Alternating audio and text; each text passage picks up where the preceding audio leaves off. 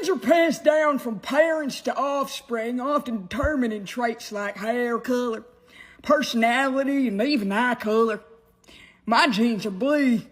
Have you ever wondered what is it about Sabrina Carpenter that attracts so many people into liking her? But a similar person, Sweeney, is totally hated? Well, if you haven't found the answer to why that is how it is, let me enlighten you today. The reality is, Sabrina Carpenter promotes herself in a way that most of her content is sexual, but for some reason, her marketing team does a great job with mixing the sexualization in a perfect balance with a warm romance, and sometimes even put that all aside and put sadness on the big screen. She manages to incorporate a girly touch, a playful touch, a horny touch, and a romantic touch, all in one.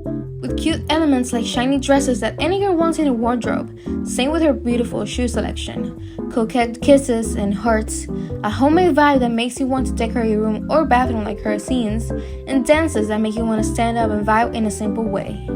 All of this is extremely likable and simple, in warm and fun ways, which are all aspects for being sexual in a music video or concert, but still having a way to balance it out so you're not only trying to portray yourself as a sex symbol. Now, when it comes to Sweeney, it gets difficult. We all know she had a very specific and explicit role in the Max show Euphoria.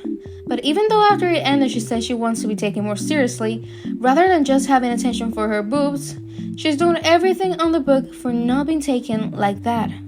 First, we saw her collaborate with a brand that sexualized her in a million ways, just to promote a men's body soap, which if you ask me, it's ridiculous.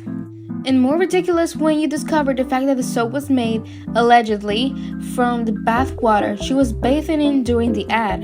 And much worse it is when you see the shape of the soap, a bar of soap with a hole in the middle. Pretty suggestive, right? I'll say bizarre. After this making a whole internet rant about her American Eagle ad came by. She was literally talking in the cringiest, seductive way possible. I mean, listen to the shit and tell me you believe this is sexy AF. No, right? Only a desperate 14-year-old or a 40-year-old will think it. But to be honest, it seems stupid in some level to me that it was an ad to promote women's jeans. But the whole video is just her being sexualized as if it's for a men product to consume. I don't get the marketing strategy behind this, and I haven't seen a single person that did understand this move. So, when we see both sides of this girl's situations, what do we get in comparison? Let's do a chart, shall we? Okay, in terms of aspect, first we have sexual content. Sabrina Carpenter is present but balanced with warmth, romance, sadness, and fun. Sweeney often feels forced, overly explicit, and a little bit tone deaf. For Sabrina, it works because she mixes tones to create emotional range. Sydney's often lacks contrast, making it feel shallow or purely sexual. In terms of aesthetic, Sabrina Carpenter is coquette, sparkly, dreamy, girly, softcore, and playful. Sydney is either too provocative or confusing, for example, the soap ad. And why does it work? Sabrina's aesthetic invites a female gaze and emotional connections. Sydney's leans into male gaze marketing. Now, for the marketing strategy, for Sabrina is thoughtfully curated to appeal to both men and women, adaptable. For Sydney, it's often seen as exploitative or tone deaf. And why does it work? For Sabrina's team, it's just that they make her relatable and aspirational. Sydney's campaigns come off as gimmicky or objectifying. In terms of emotional range, with Sabrina is everything you can think of, but with Sydney, it's mostly stuck in one note, sexy. And definitely we're looking for more. Why does it work? Because the audiences connect more deeply with versatile personas like Sabrina. But you can already be, thinking the same I'm thinking about the strategy behind Sweeney. With self-awareness, Sabrina leans into sexy playfulness with intentional style, seems in control of her image, but with Sydney, says she wants to be seen seriously but takes roles or ads that contradict that.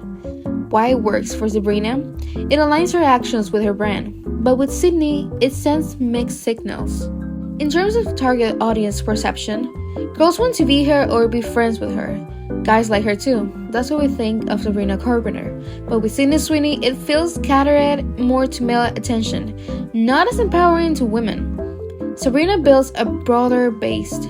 Sydney alienate some viewers due to unclear or awkward branding. And finally, with delivery, with Sabrina we have natural, confident, and something light. With Sydney we have something cringe, overacted, awkward, and everything else that you can imagine. So, why does it work for Sabrina? Execution matters. Sabrina's feels authentic. With Sydney, it often feels manufactured or insincere. So, now that we cover everything, maybe you can understand better why things work how they work. In my opinion, there's a big difference between vision, marketing team's efficiency, passion, and logic when it comes to these girl situations. And when we do this type of comparison, we can totally see what's really going on here. Because if we don't, then we're going to have mixed thoughts and we're maybe not going to be, as objective as we should be.